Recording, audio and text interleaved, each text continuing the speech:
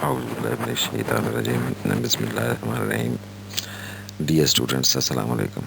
Welcome to our next session. This is the poem The Rain by William Davies. Today we are going to discuss its exercise as we have read it in the classroom. The exercises will be done right here on your YouTube channel. It is the first exercise from your poetry. Let's start the questions and their answers.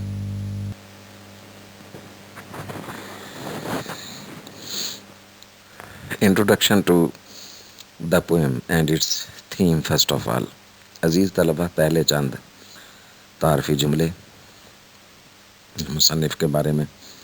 अगर ये याद करना ज़रूरी नहीं है, लेकिन पढ़ लें। आपकी बुक के नीचे साथ दिए हुए हैं, साथ अपना टेक्स्ट खोल कर रखें ताकि सवालों के जवाब जो हैं वो आपको समझ आएँ। इसमें से चंद सवालात जो हैं वो इम्तहानी नुक्ते से बेहद अहम होते हैं। तो पहले इसकी इंट्रोडक्शन देखेंगे। W.H. Davies is an English poet. ये नज़म जो है वो W.H. डेवीज़ ने लिखी है, तो वो एक इंग्लिश पोइट हैं। Who was born in 1871 at Wales. Wales एक इलाका है इनका। And died in 1940। तो 40 में इनकी वफ़ात हुई। ये दूसरी जंग अज़ीम से ख़त्म होने से पहले। He left school at a young age. जल्द ही स्कूल से निकल गए। And lived for a number of years as peddler and a beggar in USA and England. मुख्तलिफ मुल्कों में धक्के खाता रहा। ये गरीब आदमी था, बैगिंग करता रहा, सड़कों पर सोता रहा। His first attempt of poetry the souls destroyer 1905 was printed at his own expense. अपने खर्चे पर इसने पहली अपनी कलेक्शन शाया की 1905 में, द सोल्स डिस्ट्रॉयर के नाम से। It won the attention of G.B. Shaw.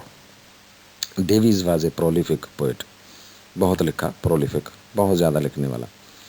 His favourite themes were nature and the hardships of the poor. चूँकि खुद भी एक गरीब पन्ना ज़िंदगी गुजारी इसने, तो गरीब लोगों की मुश्किलात और अनासर फितरत पर इसने जो है वो नज़में ज़्यादातर लिखी। अब बेटे, ये नज़म जो ज़ेर नज़र है, जिसकी एक्सरसाइज हम देखने वाले हैं, इसका थीम, इसका मरकज़ी ख्याल जो कि आपकी किताब पर दिया गया है, लेकिन हम इसको बेटे इम्तहानी नुक्ते से ज़रा रिफ़ाइन करके तैयार करेंगे आगे सवालों में।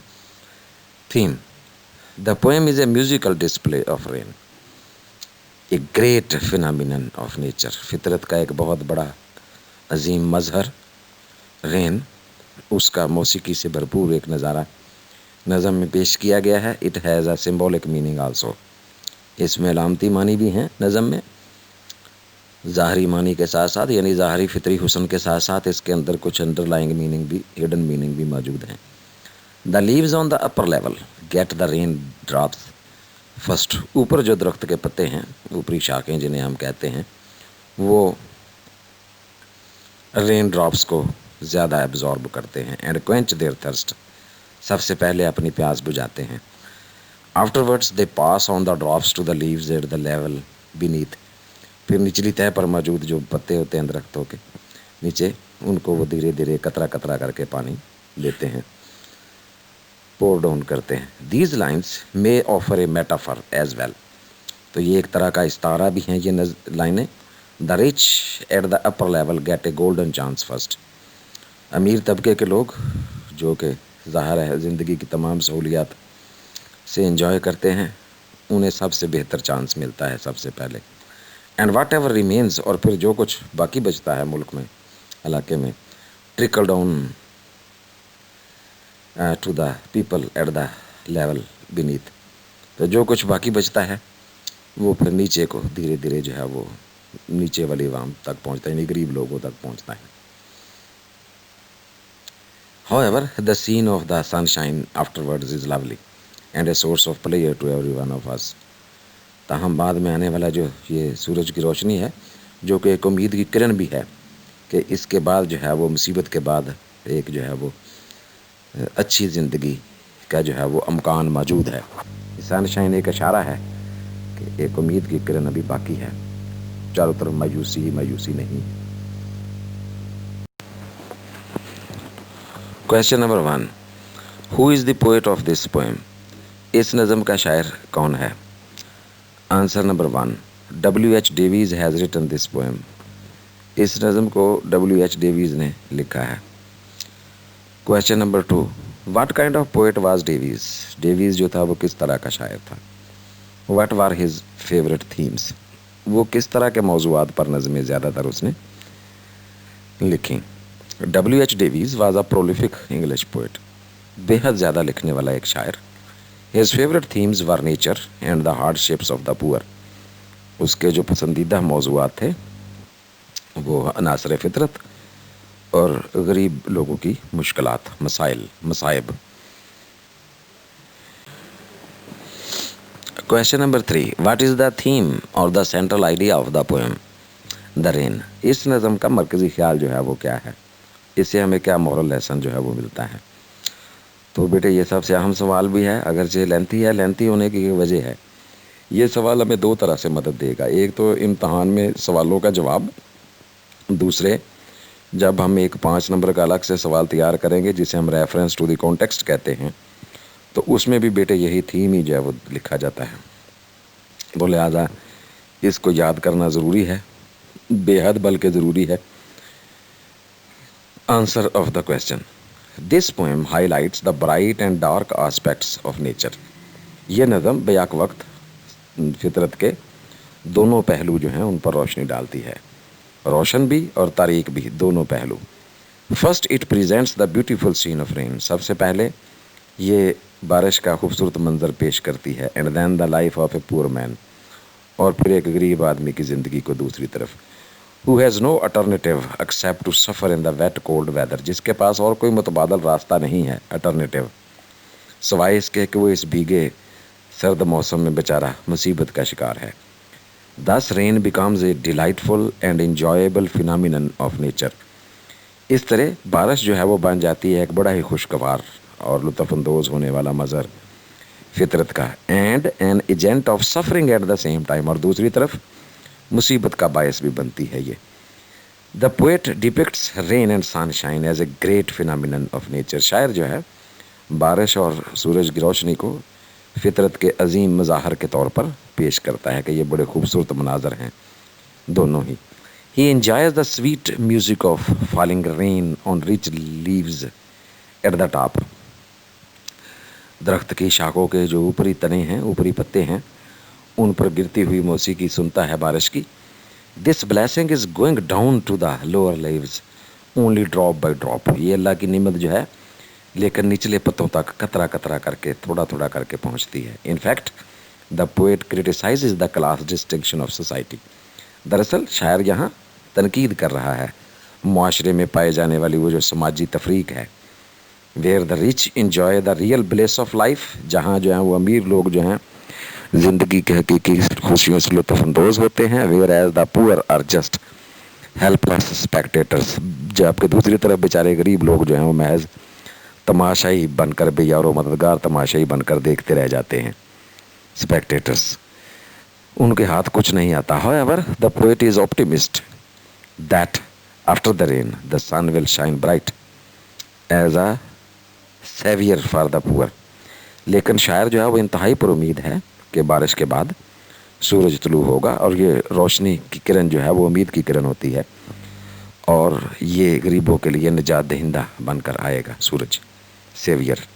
It will enlighten the dark corners of the atmosphere to make it a lovely site.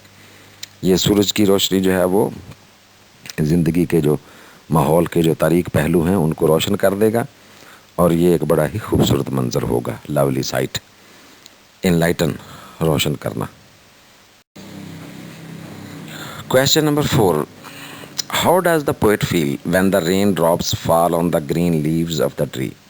शायर क्या महसूस करता है जब दरख्त के सरसब्ज़ व शादाब पत्तों पर जो है बारिश के कतरे गिरते हैं? Answer, when the rain drops fall on the green leaves of the tree, जब बारिश के कतरे जो हैं वो सरसब्ज़ व शादाब पत्तों पर गिरते हैं, the poet feels delighted, to hear the sweet music of the rainfall. तो शायर जो है वो बहुत खुशी महसूस करता है इसके मीठे मौसीकी को सुनकर, बारिश की। However, he feels sad, ताहम उसे दुख होता है when he sees a poor man sitting under the tree, जब वो एक गरीब आदमी को दरख्त के नीचे बैठा हुआ देखता है, and suffering in that wet cold weather, उस सर्द मौसम में मुसीबत का शिकार। Question number 5, what does the poet feel when the sun rises after the rain? शायर कैसा महसूस करता है जब सूरज चमक आता है बारिश के फौरन बाद।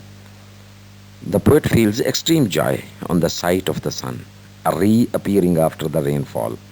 शायर बेहद जो है वो खुशी महसूस करता है जब वो सूरज को तुलू होते हुए देखता है, दोबारा नमूदार होते हुए देखता है बारिश के बाद, and making every dark corner of the atmosphere filled with brightness and light. और वो सूरज निकलते ही जो है वो हर तारीख कोने को, माहौल के हर तारीख कोने को रोशन कर देता है अपनी रोशनी से। तो शायर बेहद खुश होता है। Question number 6, how can a rainy day be enjoyed in summer or in winter? Answer, a rainy day in summer can be enjoyed by a number of ways. गर्मियों में हम कई तरह से इस बरसात के मौसम से लुत्फ़अंदोज़ हो सकते हैं। We can go out for a picnic with our friends. दोस्तों के साथ पिकनिक बनाने जा सकते हैं। We can enjoy a bath in the rain. बारिश में नहा सकते हैं। We can eat something special with our family. दोस्त अहबाब के साथ, फ्रेंड्स भी कर सकते हैं आप साथ इसके, फैमिली एंड फ्रेंड्स, कुछ खा पी सकते हैं। We can listen to music, मौसीकी सुन सकते हैं। However, a rainy day in winter can only be enjoyed by peeping through the window panes. लेकिन सर्दियों के मौसम में एक रैनी डे को हम महज किसी खिड़की में से झांक कर जो है वो देख सकते हैं बस। और reading some kind of book sitting beside the hearth, या चूल्हे के पास, अंगीठी के पास बैठकर जो है वो कोई किताब पढ़कर इस तरह की सर्दी से एंजॉय किया जा सकता है। गर्मियों में तो बेशुमार तरीके हैं, सर्दियों में बड़ा टफ है इसको एंजॉय करना। Thank you very much, dear children, for participating in today's session. See you soon, inshallah, in our next session. Till then, it is Allah Hafiz and goodbye from my side. Thank you very much again.